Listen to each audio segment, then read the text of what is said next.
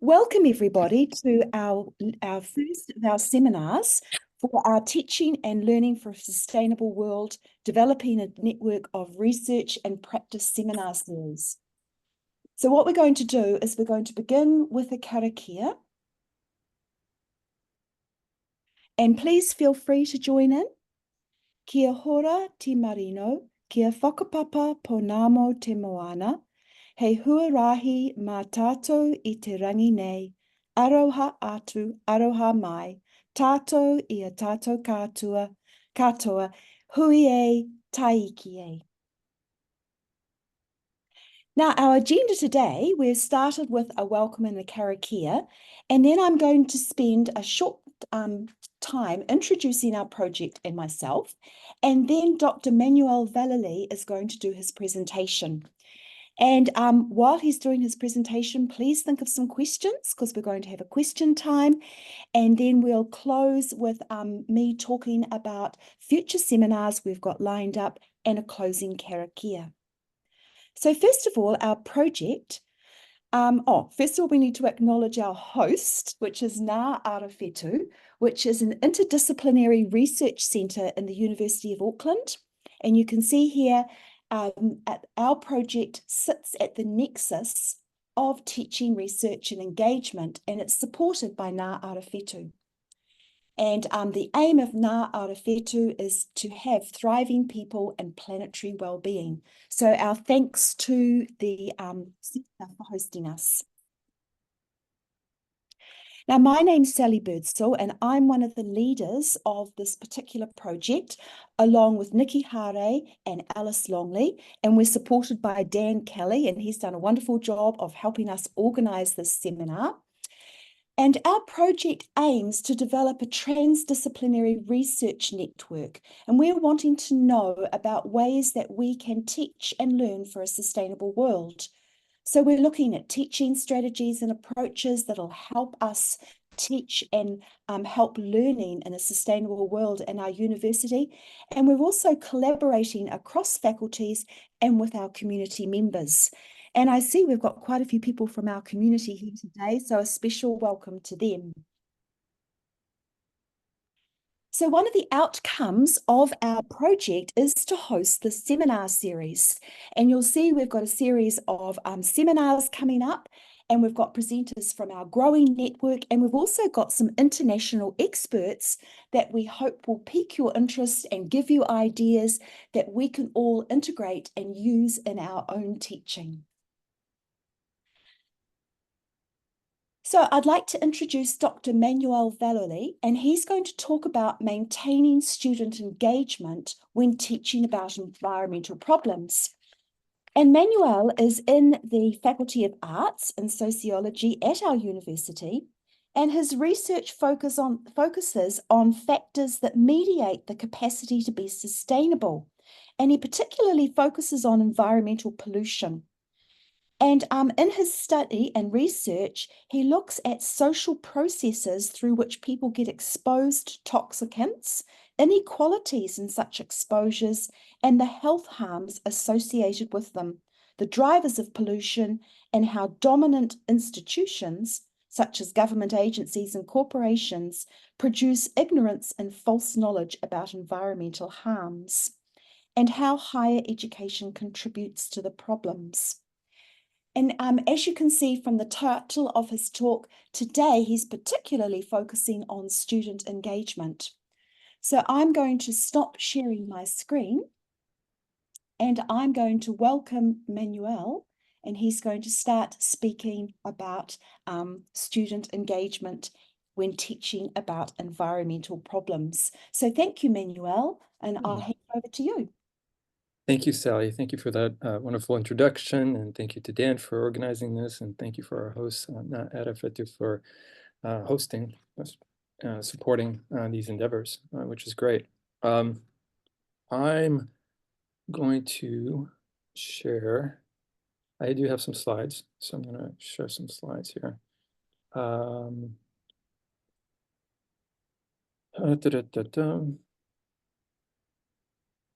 Okay. So as you can see, I slightly tweaked the title for my talk from maintaining to building. In my endeavors, I have been looking at student engagement. I have written about the topic as one of the areas of research as well. And it's something I've taken a keen interest in with regards to sociology, because sociology has, was born at the, uh-oh, why is this? Now it's good to go. Sociology was born at the confluence of major social disruptions in the 19th century between democratic revolutions, industrialization, mass migrations, colonialism.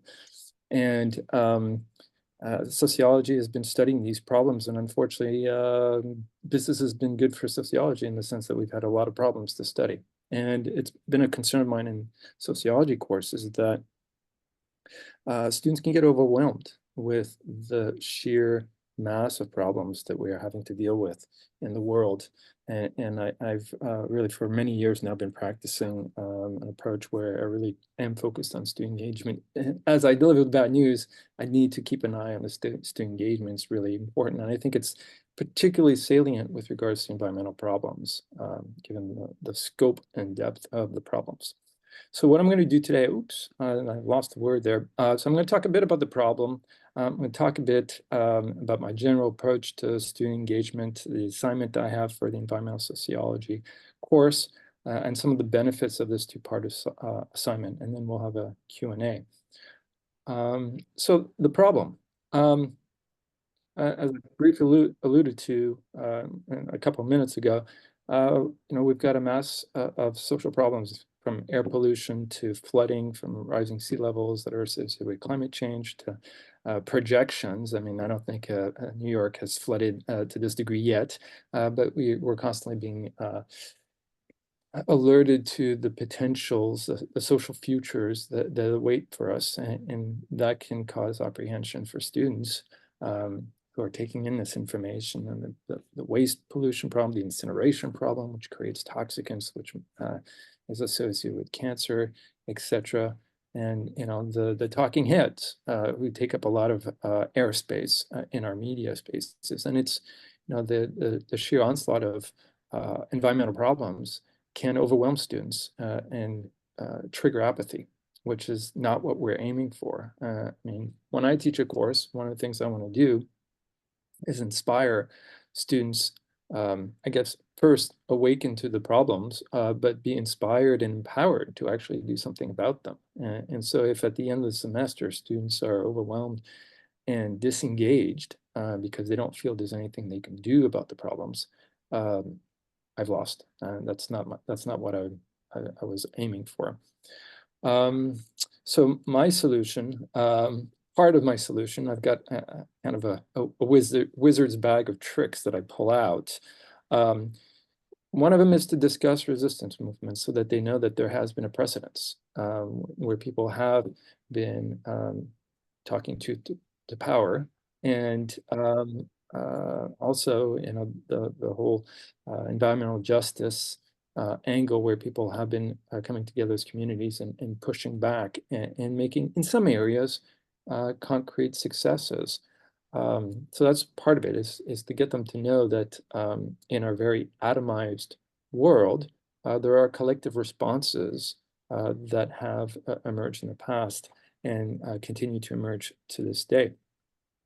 I also offer a vision of what could be.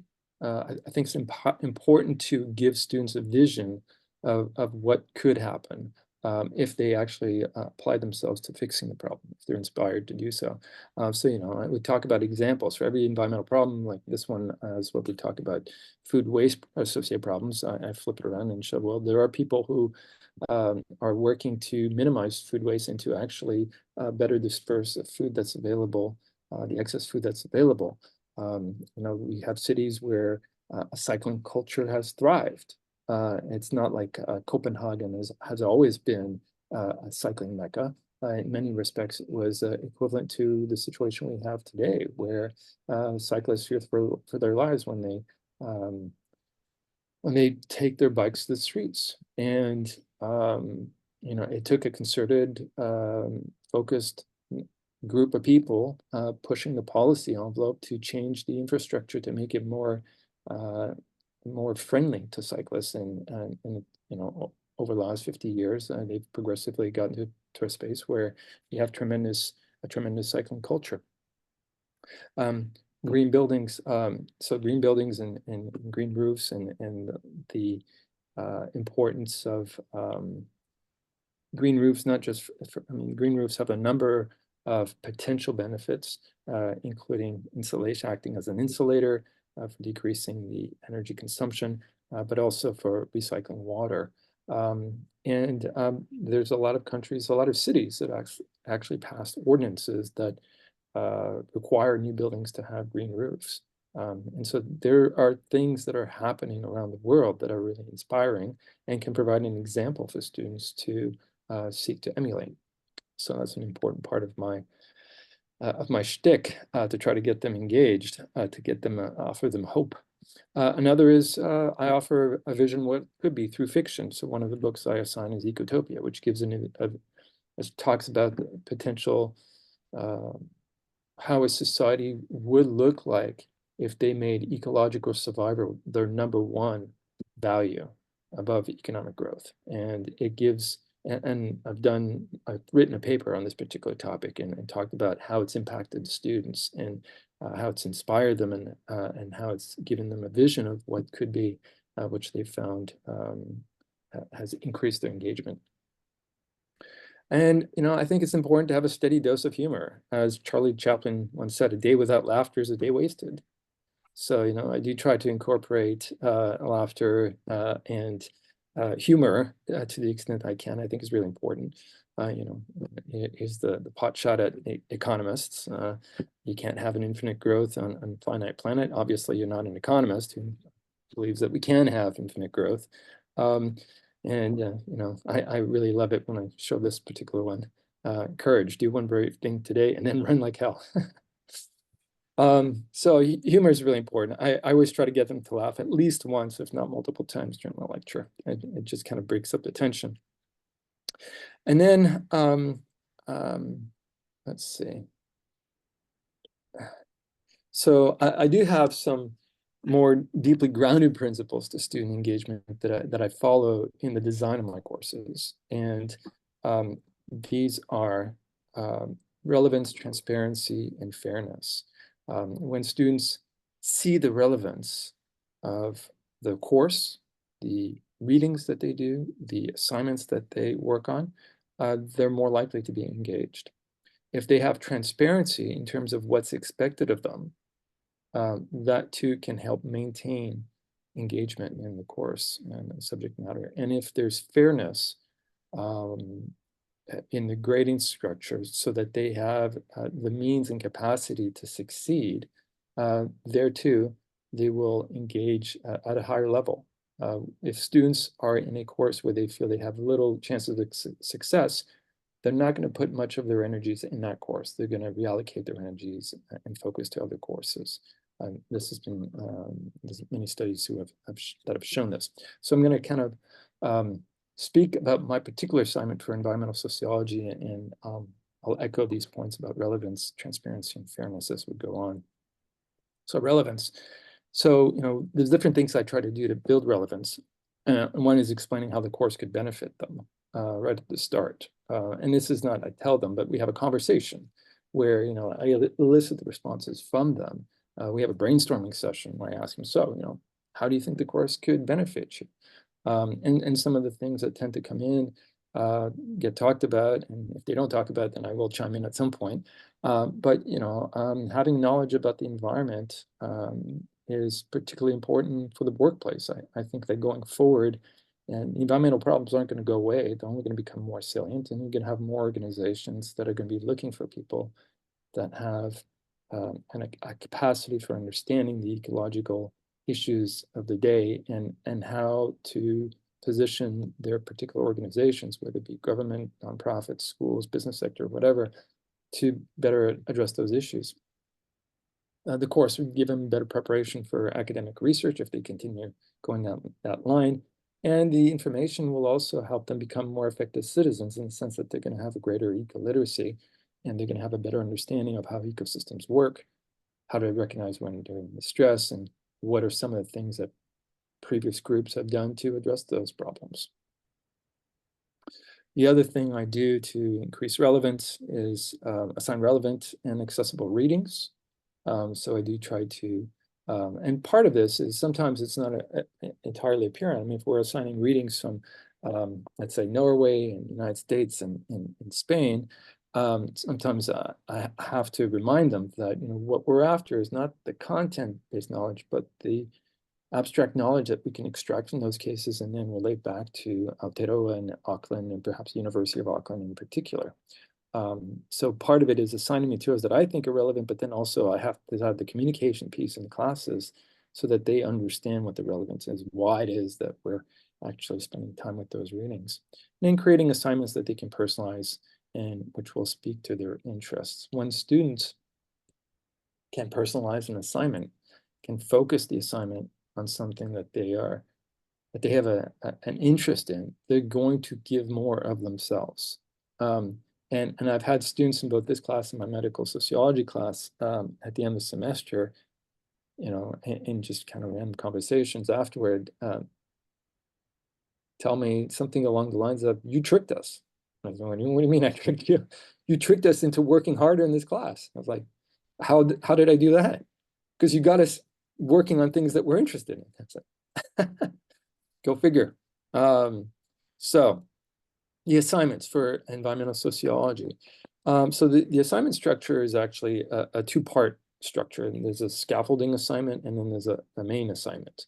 And I'll talk about both. The scaffolding assignment consists of basically 3 prompts. The first is to identify an environmental issue that speaks to them for the reasons that I just mentioned. You know, it's really important, and I stress this in class. I tell them it's really important that you find something that you're interested in. Don't do something you think I'm interested in, because if you're doing something you're interested in, not only will you get something, will you get more out of it, but so will we, because your writings can be stronger. You can have more to say, you can be more passionate about it. And then I haven't discussed why the public should be concerned about the issue. And I think that that's, it's kind of rhetoric 101, where, you know, if you're going to speak to an audience, if you're going to become an effective communicator, it's important to be able to communicate or address the so what question. Why should we care? And so this is something I have them start thinking about early on in the semester, about how to, it's not that their issue might not matter, it's how to frame it, learn how to frame it in a way to get us interested. Because if they can do that, it's going to make their writing more powerful. And these are things I want them to work at the beginning in a scaffolding assignment. That's not worth very much. I think it's worth like 10% of the grade, but it's just, it's used as a prompt to get them to start thinking about these things, so that they're thinking about them over the course of the semester, because these are items that they can then fold back into the main assignment later in the second half of the semester. And then, and this kind of comes back to my point about wanting to create courses that point to success stories. What they'll need to do for the main assignment is to talk about either universities or cities.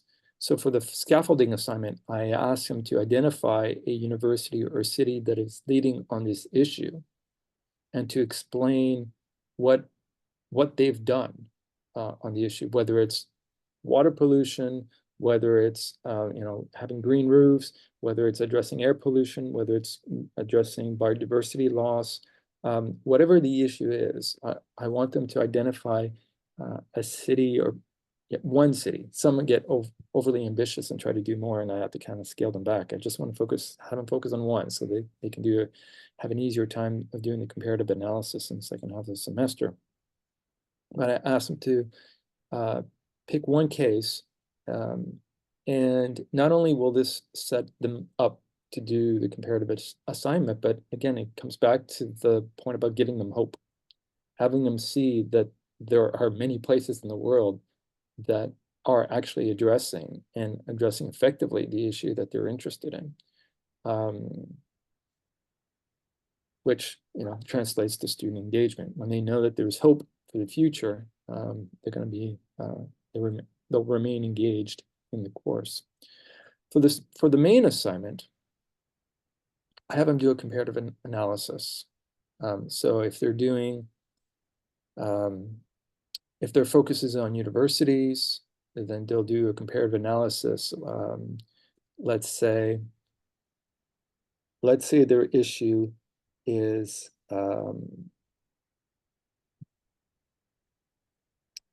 campuses that are dealing with air pollution by providing free public transportation to all their students and staff. So, there's a number of schools that have done this, universities that have done this. There's University of Pittsburgh, Carnegie Mellon, University of San Diego. And what I then ask them to do is to compare and contrast their chosen case with University of Auckland. And particular things I have them do is talk about the goals or / targets in each case. If it's the University of San Diego, California, San Diego, they need to tell me, well, what are the goals that they've set themselves to reduce their impact or contribution to air pollution, or perhaps it's global warming, and then to compare the same for University of Auckland. And then I ask them to pursue or to identify the activities that have been pursued by each case to address the issue, to identify the similarities and differences, and also to identify the results obtained thus far in each case. And doing this comparative analysis, there's a number of benefits, and I have a separate slide that's going to talk about benefits, but I feel compelled to actually talk about some benefits here. Doing this comparative analysis gives them a sense of where we can improve as an institution, and it helps avoid. They can be cynical about our university attempts, but not cynical to the point where they're hopeless that something can be done about it, because they've already identified other cases where they're not talking about addressing the problem. They've done it. They're in the process of doing it, or have made great progress in actually accomplishing the goals that they've set for themselves. So that's one benefit. And some students do focus at the university level, and some will want to focus on the city level.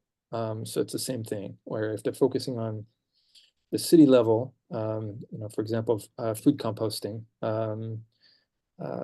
they'll look at, each city's goals for addressing food waste, the activities they pursued to address the issue of food waste, and the results obtained thus far in each case. And invariably, there's going to be a divergence between the leading case and the local case. And the next part of the assignment is to actually do a causal analysis using a comparative lens. So I ask them to analyze the source of differences. And one of the things, one of two aspects of that analysis that I have them do is an institutional analysis. So if we're talking about universities again, if we're talking about at the university level, I'll ask them to look at the mission statement. I'll ask them to look at the endowment that each university has, and to compare and contrast the endowment. I'll ask them and to think about what the implications are of the differences that they find between the two institutions. If they can get information about student activism or student group activity, that could be part of their analysis. If they're, what else?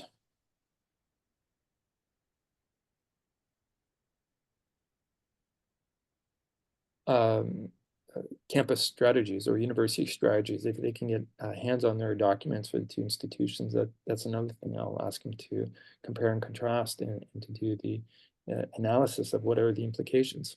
And then the other part about trying to identify the source of the differences is I have them conduct a contextual analysis because any organization's activities are going to be embedded within the larger context, which includes the policy context, includes the geographical context, it includes the cultural context. And if you're thinking about, for example, food waste, and you're comparing University of Auckland to University of British Columbia, one of the things that has really driven UBC to have a strong composting program is the fact that they're paying, I believe, per kilo, they're paying 7 times more to send it to landfill. And so that's a huge incentive for an institution to get their act together. And it's through this contextual analysis, they get a sense of what are the contextual factors that can mediate the organization's behavior. So that's the assignment in a nutshell, and I do want to spend a couple minutes talking about the benefits of all of the way I've structured these assignments. One is that there's some benefits with regards to the low points scaffolding assignment. One, because it's only worth 10%, they have the freedom to explore without worrying and stressing about their grades, about going down a bad path that could torpedo the ability to do well in the course. And I am giving them an opportunity to explore things that they are interested in, which is really paramount for me. I give them early feedback that either reassures them that they're on the right track, or if they're not, which invariably happens, I give them feedback that's guided towards helping them succeed in the larger, more grade weighted assignment at the end. So the feedback gives them an opportunity, if they put in the work, to succeed. And fair assignments that enable success preserves engagement, student engagement. That's one of the things that the literature is quite clear about. When students have a sense that something is fair, something that's doable, that they can accomplish this, they're more likely to invest in the course, in a particular assignment, but in the course overall. So this is, and one of the things, I started with scaffolding assignments in my medical sociology course, and I realized the impact it was having, the positive impact it was having on students. And so I've integrated scaffolding assignments in all my courses, including postgraduate courses. And the assignment, it encourages them to find success story instead of staying in the apathetic or cynical space. I'm encouraging to get to familiarize yourself with the amount of great work that people are doing around the world on environmental issues, which can reduce apathy and increase student engagement. With regards to the benefits of a comparative analysis, helps them see how their local context can improve, as I mentioned before. It also gives them a tool. It gives them the capacity for comparative thinking. It sharpens their comparative lens that can be a very powerful lens for providing analytical leverage to understand a situation. If we're looking at a case on its own, we're not necessarily, I mean, there's a certain amount of information that we can gather and develop about that case, but there's always going to be structural factors in the background that are really hard to perceive, let alone write about. And when you start comparing cases where you have divergent outcomes, it helps bring those background mediating factors to the foreground. Makes them more visible, evident, and so that we can write about them and provide more effective analyses. The benefits of the causal analysis that I ask them to do is that it empowers them to be agents of change by giving them an understanding of the institutional factors that influence an organization's environmental behavior. By getting a better understanding of, better understanding of particular factors, what we're talking about emission. If I'm asking them to compare the mission statement and they see that sustainability at some places is absolutely at the core of the mission statement, whereas in other institutions it's not, that's a pretty fair indicator of how much that particular institution values environmental issues. I'm glad to say that this institution has progressed tremendously on that note. Sustainability is one of our Taumate's core values. So that's going to be one less factor that my future students will be able to kind of point to when they're trying to account for environmental issues that we haven't made as much progress on. But still, looking at mission statements is really important. Looking at the amount of funding that's provided for sustainability programs, that could be something that that they get a better understanding of.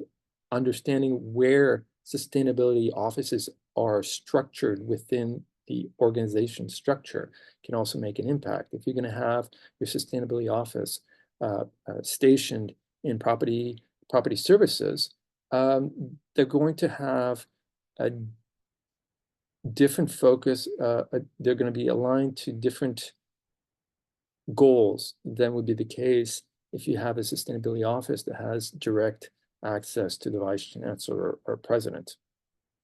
So where the sustainability office sits in their organization can make a huge impact in terms of what gets rolled out. So getting them to better understand the different factors within an institution and how those factors can mediate things can help them as students, perhaps just as students now, but perhaps later on, get them to better understand organizations from an analytical perspective, where their focus is on understanding, well, what are the mediating factors and how can we shape those or change those mediating factors to enable the change that we want to see. And they can be empowered by the contextual analysis because they better understand that an organization doesn't behave in a vacuum, political vacuum, or contextual vacuum, or geographical vacuum. It's embedded and mediated by the policy, geographical, and cultural context in which it's embedded in, and it can give them a sense of perhaps, if there's geographic limitations, it can give them a sense of what the limitations are as to what a particular institution can do. But if there's particular policies that are helping shape the way, for example, if you have one institution is sitting in a policy context where legislation's been passed that incentivizes universities to reduce the amount of chemical waste that they produce, it's not a big surprise when that institution actually passes policy that's designed to take advantage of the government's policies that incentivize that behavior. And the next step is then they can become agents of change with regards to working to change the policy context, either as political representatives within the establishment or activists or concerned citizens. And then the last benefit that I'll mention is that transparency is really important. One of the things I really emphasize right from the start with these assignments is giving them a sense of how these assignments can provide these benefits to them. Again, I'm trying to incentivize the behavior. I'm trying to get them to be engaged because it will benefit them. If they understand how things can benefit them, we can tap into the intrinsic motivation that is so much more powerful than the extrinsic motivation of doing things for grades. And that's me. That's my presentation. So thank you for your rapt attention. And I look forward to any questions you might have and discussions that might emerge from this. Great. Right. Thank you very much. That was really great, Manuel. Really interesting hearing your analysis of all the benefits of your assignments, because we don't often think about that sort of thing. Now, I'd like to open the floor now for questions. So if you'd like to put your hand up, we can begin a discussion. And Nikki's there already. So Nikki, I'll take it away. Great. Thanks, Manuel. I always love what you do. You are so focused on the real world and real world issues and empowering students. I did wonder with your assignments how realistic the students actually are. Like you spoke quite a lot about learning about the organization and so on. How many of them do you read and think, yeah, this actually is feasible? versus, oh, there's all of this that they don't understand. So when you talk about what's feasible in terms of what they're capable of getting, or can you clarify just a little bit? Yeah, no, that's a very good response. Because I guess I am thinking a little bit about the political context. And so in theory, you could have compost all over the university, but maybe, you know, politically, the stage we're at, you actually can't, I guess. Yeah. Well, so one of the things that, one of the reasons I actually wanted to find positive cases is for a rhetorical reason. And that is that they're going to find resistance whenever they try to create change. You're always going to have the naysayers. You're always going to have people saying, oh, no, you can't do this, can't do this. But if they have a case where it's been done that they can pivot to, then the opposition's argument is kneecapped right there and then. And so that's kind of a political rhetorical reason for me doing that. But in terms of feasibility of what can be done, I think social change happens really slowly, and it takes a lot of patience. And we have to. And one of the things I try to convey to students, I try to give them the long picture, the big picture, and telling them, contrasting with the Renaissance and how much change has happened since then. And a lot of those changes happen without people in power even being aware of it, like democracy. The idea of democracy was not even on the radar for the Enlightenment philosophers, who were the most educated people on the continent in Europe. And they didn't see it coming, but it was a movement that kept building steam and eventually reached a tipping point. And I think that with regards to environmental issues, I'm very interested in tipping points. There's all sorts of work that's being done on environmental issues that we might not necessarily see, might not be visible, and not be able to tangibly see what the results are yet. But that background work, whether it's cultural work, expand the consciousness of a population around a particular issue, whether it be civil rights, environmental injustices, the need to protect our aquifers. I mean, just through the expanding the consciousness around the issues, as we keep building that consciousness, we are going to reach tipping points where there's going to be a lot more pressure to actually address the problems that we're going to be facing. And those tipping points are going to be accelerated when we have crises.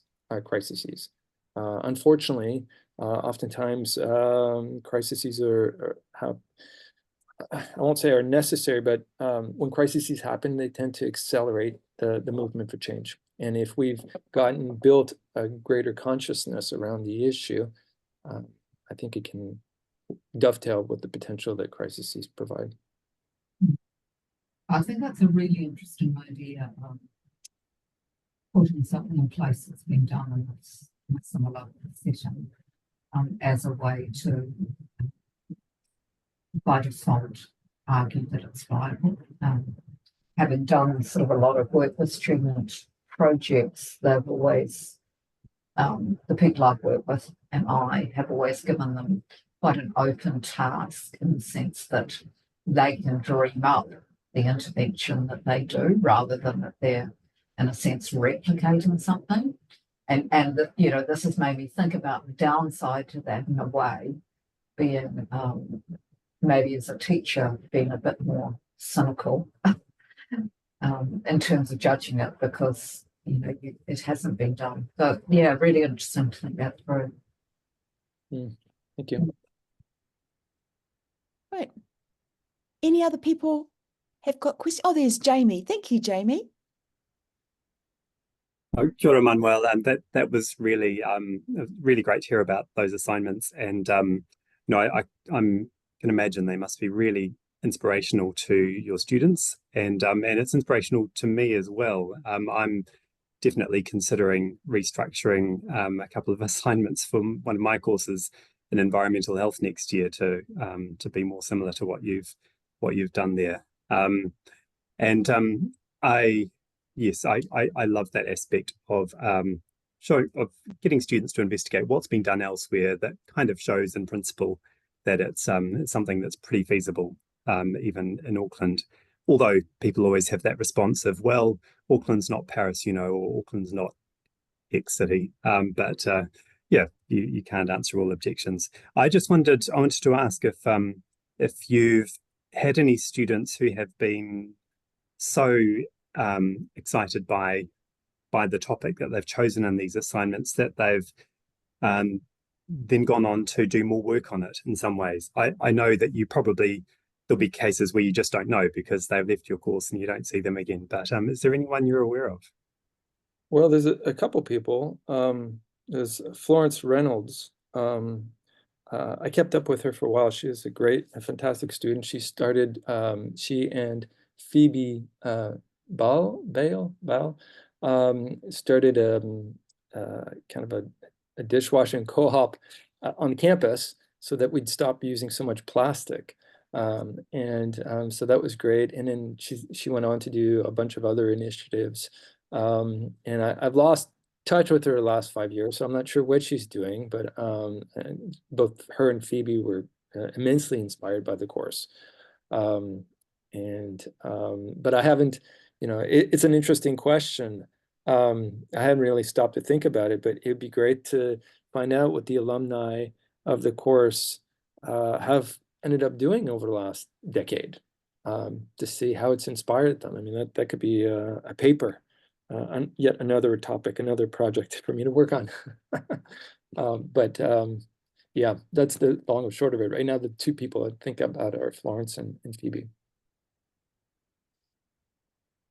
Right.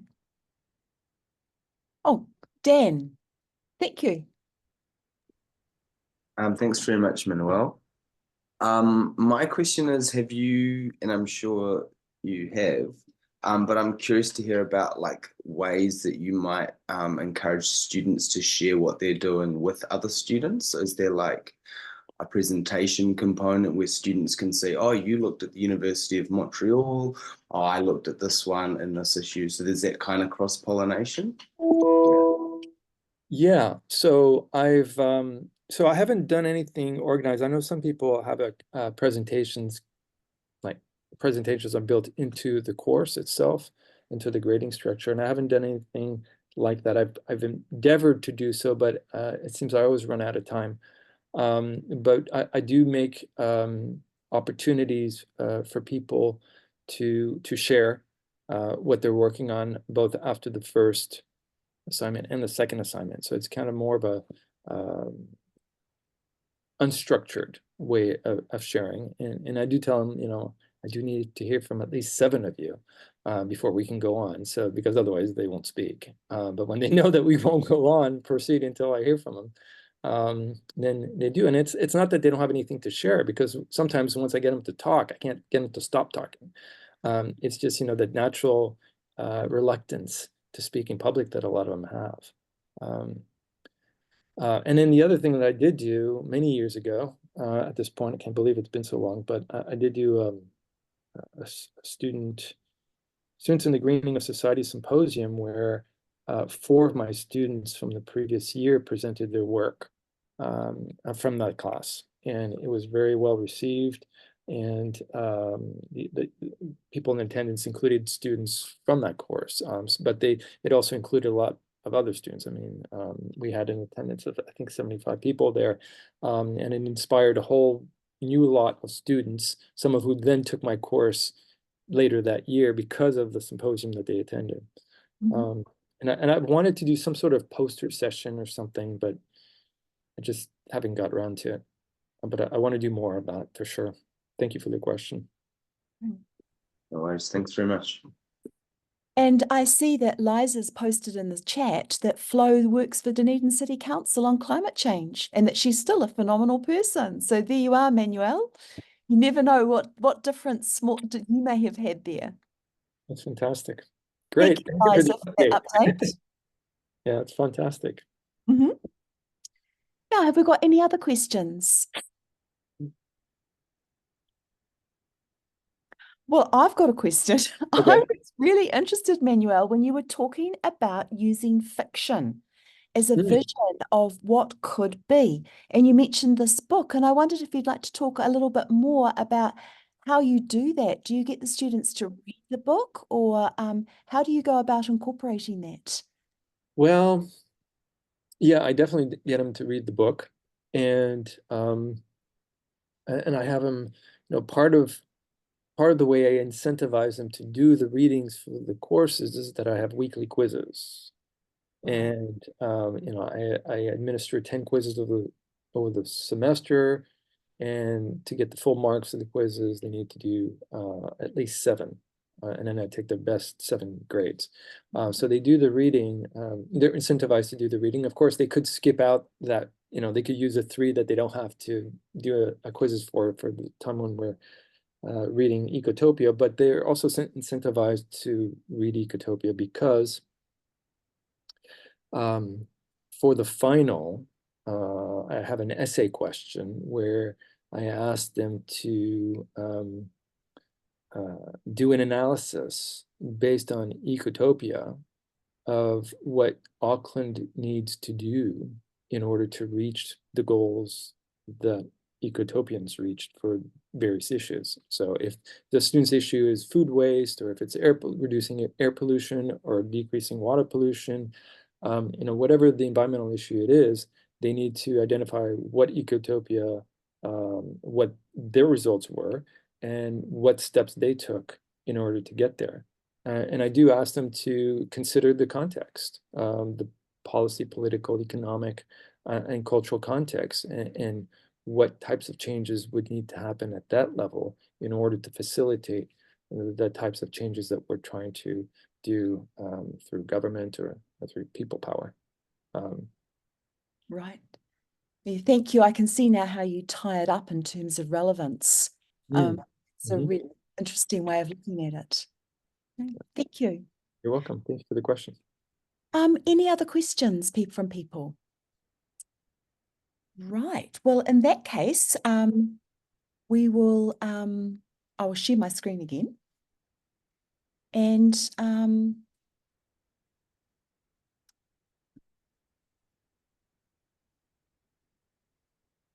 we've had our questions. And I'd like to thank you, Manuel, for your inspiring talk about the way that you teach about environmental issues. There were lots of ideas there that I think many of us could be thinking about in terms of our own teaching. So, thank you so much for preparing and sharing your ideas with us. I really appreciate it. You're welcome. And could I just say one thing? If any of you ever want to have a chat with me about any of those ideas, I'm happy to make the time for it. Oh, that's very generous of you. Thank you. And then I'd also like to thank the people who have taken the time to come to our first seminar. And we're really hoping that you're going to come to our next ones, and to offer you some incentive, I've got a list of what's coming up.